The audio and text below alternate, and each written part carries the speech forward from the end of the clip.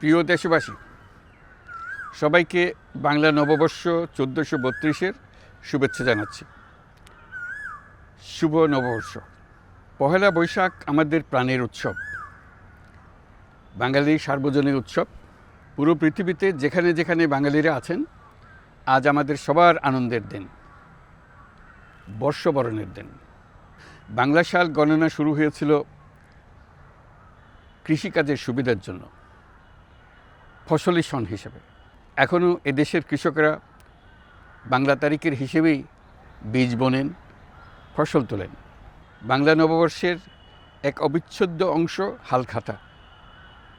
এখনকার আধুনিক সময়েও এখনও এই হালখাতার ঐতিহ্যকে ধরে রেখেছেন বাংলাদেশের হাটে বাজারে, শহরে বন্দরে।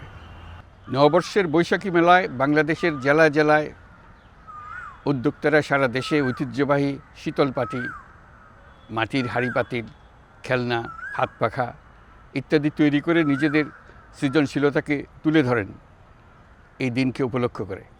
বাংলাদেশের সংস্কৃতি ও ঐতিহ্য রক্ষায় এবং একে এগিয়ে নিয়ে যেতে আমাদের সবাইকে সক্রিয় ভূমিকা রাখার জন্য অনুরোধ জানাচ্ছি। আমাদের এইসব ঐতিহ্য যেন আমাদের নিজেদের মধ্যে সীমাবদ্ধ না থাকে। আমাদের সংস্কৃতি যেন আমরা ছড়িয়ে দিতে পারি বিশ্বের দরবারে। বছরের এই দিনটিতেই আমরা সুযোগ পাই আমাদের সুদীর্ঘ ঐতিহ্যকে নতুনভাবে নতুন প্রজন্মের কাছে উৎসবমুখর পরিবেশে তুলে ধরতে এবং পৃথিবীর সামনেই তুলে ধরতে। পাহাড় ও সমতলের বিভিন্ন জাতিগোষ্ঠীও চৈত্র সংক্রান্তি ও নববর্ষে এবার বড় পরিসরে উৎসব উদযাপন করছে। পহেলা বৈশাখ সম্প্রীতির দিন, মহামিলনের দিন, আজ সবাইকে আপন করে নেওয়ার দিন। এবারের নববর্ষ নতুন বাংলাদেশের প্রথম নববর্ষ। আসুন আমরা বিগত বছরগুলোর গ্লানি, দুঃখ, বেদনা, অসুন্দর ও অশুভকে ভুলে গিয়ে নতুন প্রত্যয়ে, নতুন উদ্যমে সামনের দিকে এগিয়ে চলি। চলুন নতুন বাংলাদেশ গড়ে তুলি।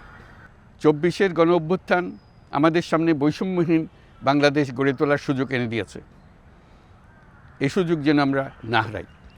বৈষম্যহীন বাংলাদেশ গড়াই হোক এবছর নববর্ষের আমাদের অঙ্গীকার।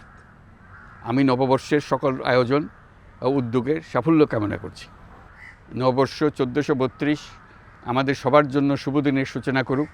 নববর্ষ আমাদের সকলের জন্য নতুন ও গভীর আনন্দের উন্মোচন করুক, এই কামনা করছি। সবাইকে আবারও আমার নববর্ষের শুভেচ্ছা ও সালাম জানাচ্ছি। আসসালামু আলাইকুম। মহান আল্লাহ আমাদের সহায় হন। আল্লাহ হাফিজ।